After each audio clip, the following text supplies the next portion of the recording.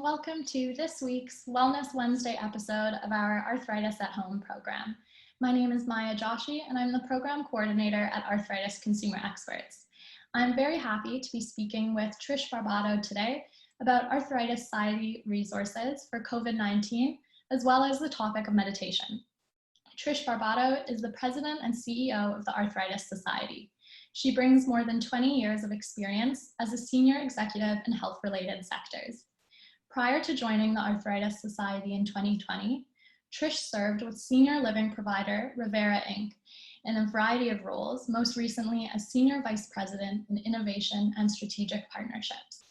Her former roles include president and CEO of COTA Health, CFO and VP Corporate Services for Providence Healthcare, and a managing director of Bayshore Healthcare. A graduate of the University of Waterloo, Trish is a fellow chartered professional accountant. She is also founder and director of Community Meditation and is a published author and international speaker on topics such as design thinking, innovation, and leadership. In 2012, Trish received the Queen's Diamond Jubilee Award for her 20-plus year commitment to Big Brothers and Big Sisters. Thank you so much for joining us today, Trish. Thank you so much. I'm so happy to be here. So we wanted to start off by just acknowledging that the Arthritis Society has so many helpful, wonderful resources for patients like myself, including some specific to COVID-19, such as a new webinar series. So could you speak a bit about that for us? Yes, absolutely. So we had been working on our Arthritis Talks as a key way to have live webinars for anyone interested in topics. And once COVID-19 hit, there was obviously a lot of interest in understanding how COVID-19 interplayed with arthritis, especially with the inflammatory arthritis types. And so we do have a webinar that we have now posted on our website, and you're happy to watch it with Dr. Vandana Aluwali. She spoke and we did a Q&A with her. So that was back at the end of March. And we also did one in French.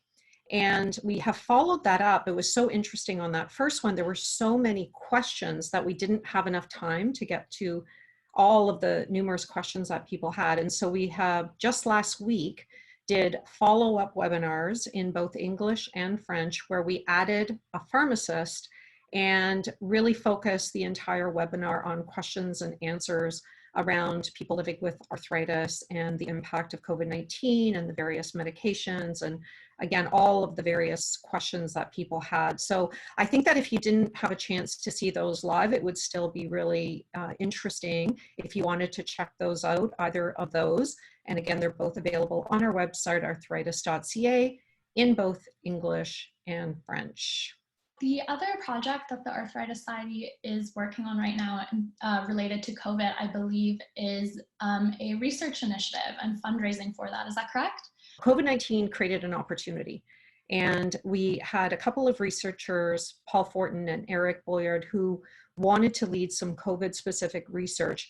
And we are fundraising for them. And it's amazing, you would think that under the circumstances, this would be very difficult, but there's a lot of interest in it. And we've already raised about $140,000. They have been able to very quickly put together an impressive team of investigators from across the country. They've already got a steering committee. They already have a patient advisory group. So it's really, really great. They're going to be using existing patients that are enrolled in other research. So they have blood samples and they have a lot of material already that they need in order to study 3,000 RA and lupus patients across the country with other collaborators. And they're going to be looking at the impact of COVID-19 on people with arthritis, both people that did not catch the virus, but also with those that did catch COVID-19. And as I said, they're going to be able to rely on a lot of research and actual data points that already exist. So we're actually really excited about it. And their insights might not just benefit people with arthritis, but it might benefit beyond that. So we think it's, like I said, super exciting. And we've had a really good support for that appeal. Over $100,000 already. That's incredible. Is there a fundraising goal that you're looking for in order to get the project underway? Yeah, we've targeted 300,000. So we're still fundraising for that. And in fact, there's a Giving Tuesday coming up in May. And we're going to try and focus any fundraising there to this particular project. So yeah, we're excited. We're excited to try and get to 300,000. It's very difficult to fundraise, as you know, all these events and everything that have been canceled. So it's nice that this seems to have touched a chord that people really they agree on and want to support. So that's great. Now, the next thing we wanted to talk about is that in addition to being the president and CEO of the Arthritis Society, you are also a certified fitness instructor, meditation instructor, and you hold a black belt in Kung Fu kickboxing, which is incredible. So prior to this interview, we were speaking as well with Cheryl and just about how meditation might be particularly helpful for people living with arthritis during this particularly stressful time. And you really kindly offered to lead us in a bit of a guided meditation. So I just wanted to thank you so much for that. And I'll let you take it from here, say whatever you'd like to about meditation practice beforehand. So I have been a meditator for over 20 years, and I can honestly say it's probably been the most transformative thing I have ever done, not just for me personally, but also in my career. And it seems like in some ways such a simple thing, but it's hard. And it's interesting because I think that COVID-19 has really, on the plus side, allowed people to clear away a lot of things in their lives that are distracting. And in some ways, it has made people more mindful. So when I think about mindfulness, I think about just allowing our mind and our body to sit together in the same living room, on the same couch, kind of hanging out together in harmony. And oftentimes in life, because we are so busy, because there is so much going on, whether real or whether we create just in our own mind, our minds can kind of take off. And it's like the mind is somewhere in the attic and, you know, the body is down in the kitchen and they don't talk to each other, even though they're in the same house.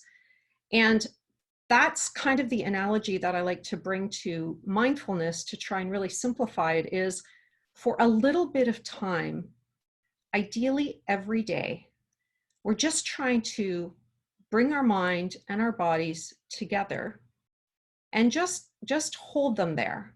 Just hold them in stillness together for a little while.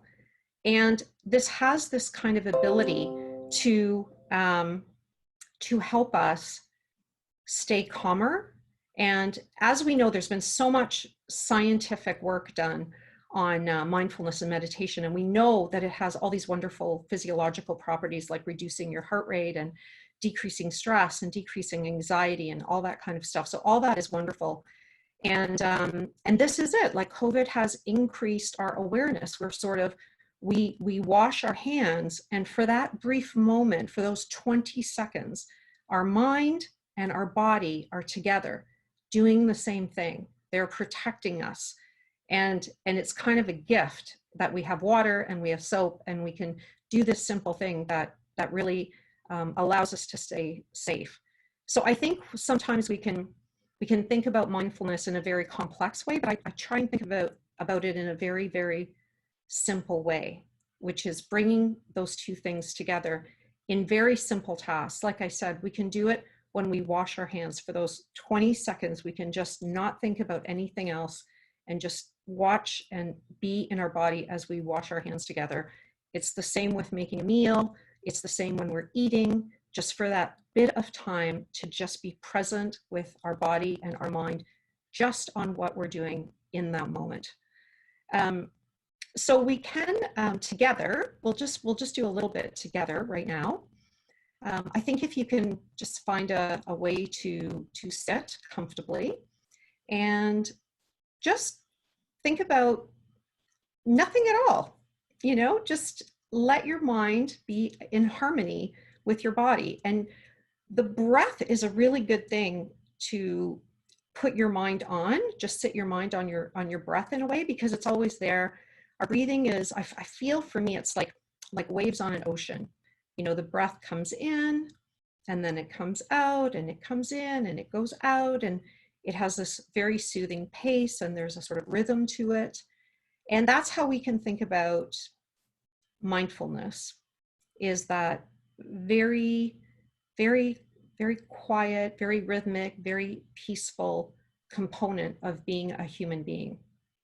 And so if you're comfortable, and that might be in a sitting position with your, your shoulders sort of over your hips and feeling comfortable, and you can close your eyes if that's helpful, but you don't have to. And let's just take a breath together. Let's just take a breath together.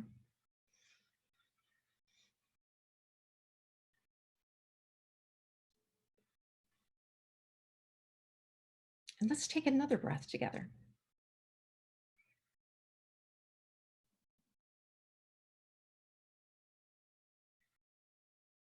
Let's just do one more.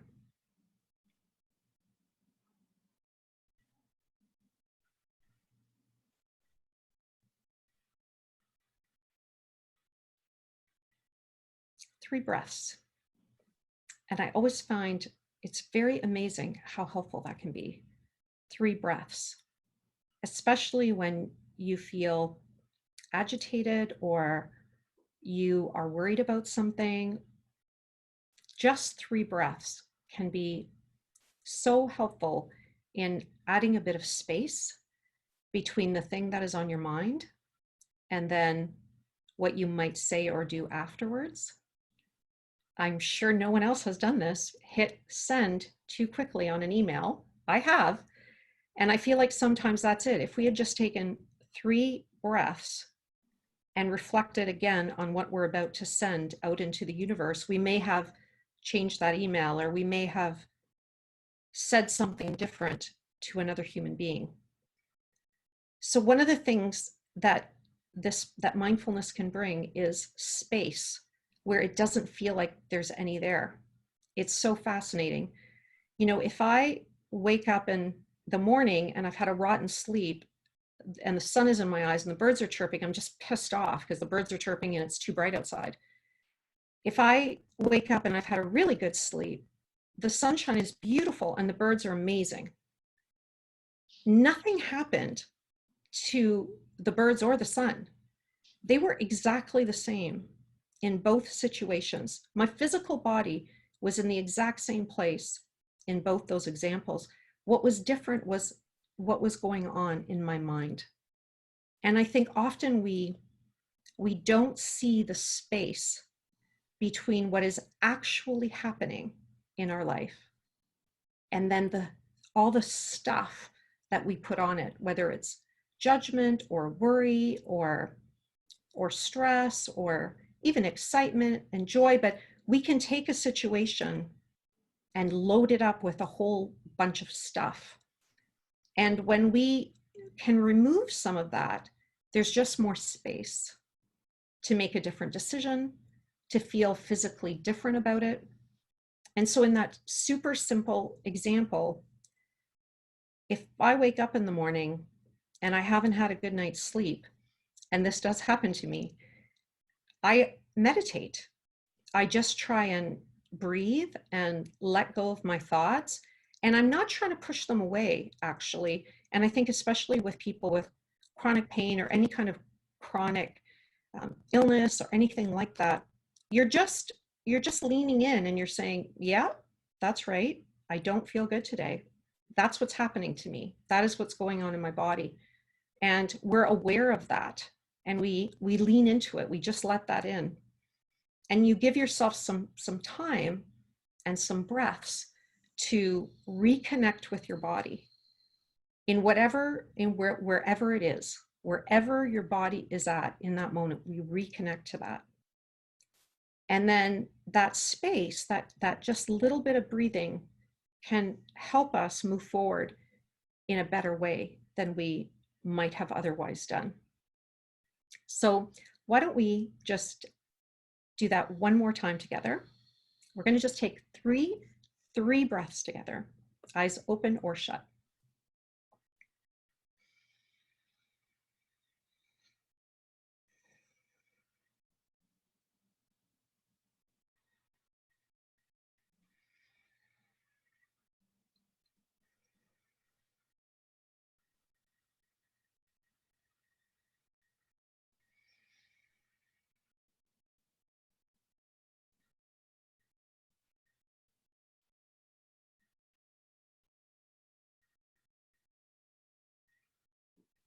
Yeah, I hope went well.